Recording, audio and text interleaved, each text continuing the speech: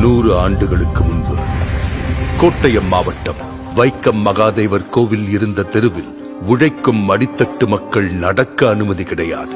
கோவிலை தாண்டி செல்ல வேண்டும் என்றால் 2-3 ஃபர்லாங் தூரம் சுற்றித்தான் செல்ல வேண்டும்.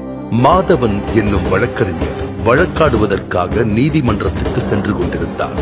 நீதிமன்றம் அரண்மனைக்குள் இருந்தது. ராஜாவின் பிறந்த நாள் என்பதால் அரண்மனையில் பந்தல் போட்டு வைத்திருந்தார்கள்.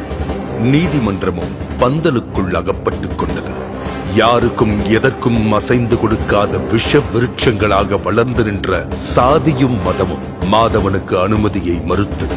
நீதியை நெருங்குவதை தீண்டாமை தடுத்து நின்றது.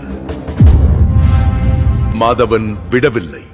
அண்ணல் காந்தியடிகளின் ஆலோசனையில் தலைவர்கள் காங்கிரஸ் கட்சியுடன் 1924ஆம் வருடம் மார்ச் 30 அன்று தெருவுக்குள் நுழையும் சத்தியாகிரக போராட்டத்தை தொடங்கினார்கள்.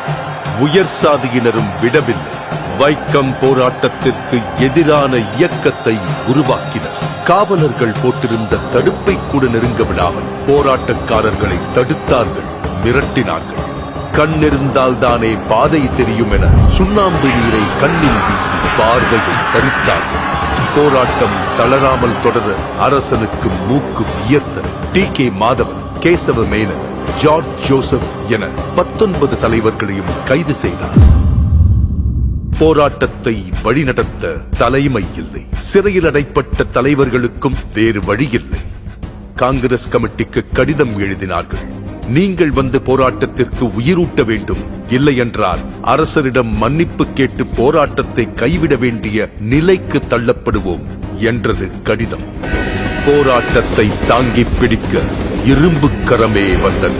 சாதிக்கும் தீண்டாமைக்கும் எதிராக எந்த சமரசமும் இன்றி போராட்டத்தை தொடர புறப்பட்டார் தந்தை பெரியார். வைக்கம் போராட்டத்தை சமூக போராட்டமாக மக்களிடம் கொண்டு போய் சேர்ந்தார். கோவில் தெருவில் ஆடு நடக்கலாம், மாடு நடக்கலாம், மனுஷங்க நடக்க முடியாதா என்று கேட்டார். ஊர் ஊராக சென்று பிரச்சாரம் செய்தார். பெரியாரின் ஒவ்வொரு பேச்சும் வெடிகுண்டாக வெடித்து ஆதிக்க சாதிகளை அசைத்தது. மக்கள் கூட்டம் ஒன்று சேர்ந்தது. கலகலத்து போனது திருவிதாங்கூர் சமஸ்தானம்.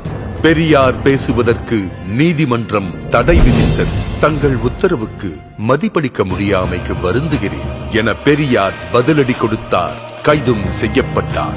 1 மாதம் சிறையில் இருந்து திரும்பிய பெரியார் மறுபடியும் வைக்கம் சென்றார். மீண்டும் பிரச்சாரம், மீண்டும் சிறை.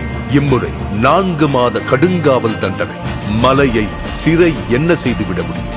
இந்த நேரத்தில் திருவிதாங்கூர் ராஜா சர் ராமவர்மா திடீரென காலமானார். சிறையில் இருந்தவர்கள் விடுதலை செய்யப்பட்டனர். வெளியே வந்த பெரியார் மீண்டும் போராடினார். பெரியார் தலைமையிலான போராட்டத்திற்கு பலன் கிடைத்தது. திருவிதாங்கூர் ராணி பேச்சுவார்த்தைக்கு முன்வந்தார். அண்ணல் காந்தியடிகளை பேச்சுவார்த்தைக்கு அழைத்தார்கள். பேச்சுவார்த்தைக்கு வந்த காந்தியடிகளிடம் தெருவில் நடக்கக்கூட அனுமதி வழங்குகிறோம், அதற்கடுத்து ராமசாமி கோவிலுக்குள்ளும் நுழைய வேண்டும் என போராடினால் என்ன செய்வது என்று ராணி கேட்க காந்தியடிகள் பெரியாரிடம் பேசினார். பெரியார் தனது நிலைப்பாட்டை விட்டுக் கொடுக்கவில்லை. பாதையை திறந்து விடட்டும், அதற்காக கோவிலுக்குள் நுழைய போராட மாட்டோம் என உத்தரவாதம் கொடுக்க முடியாது.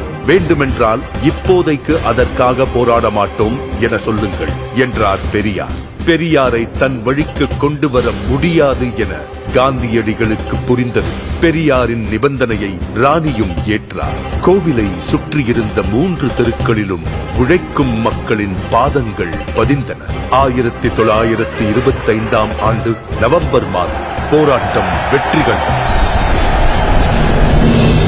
எல்லாருக்கும் எல்லாம் என்கிற திராவிட அரசியல்தான் பெரியாரின் ஆயுதம். அதை அவர் முதலாக சுழற்றி வீசிய இடம்தான் வைக்கம். வைக்கத்திலுள்ள அந்த தெருதான் இன்று கேரள சமத்துவத்தின் முகவரியாகவும் தமிழ்நாட்டு சமூக நீதியின் அடையாளமாகவும் புதிய இந்தியாவுக்கான ஒளியாகவும் இருக்கிறது.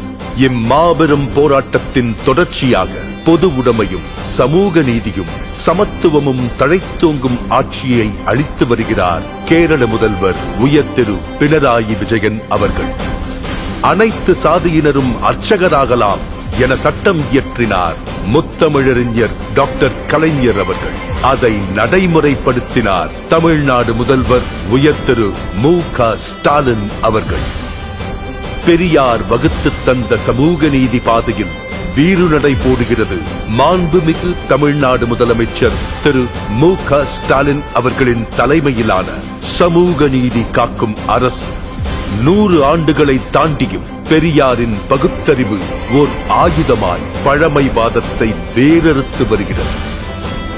இந்நிலை வைக்கம் போராட்டத்தின் நூற்றாண்டை சிறப்பிக்கும் வகையில் தமிழ்நாடு அரசு சார்பில் வைக்கத்தில் அமைந்துள்ள பெரியார் நினைவகம் ரூபாய் 8.14 கோடி மதிப்பீட்டில் புனரமைக்கப்பட்டுள்ளது.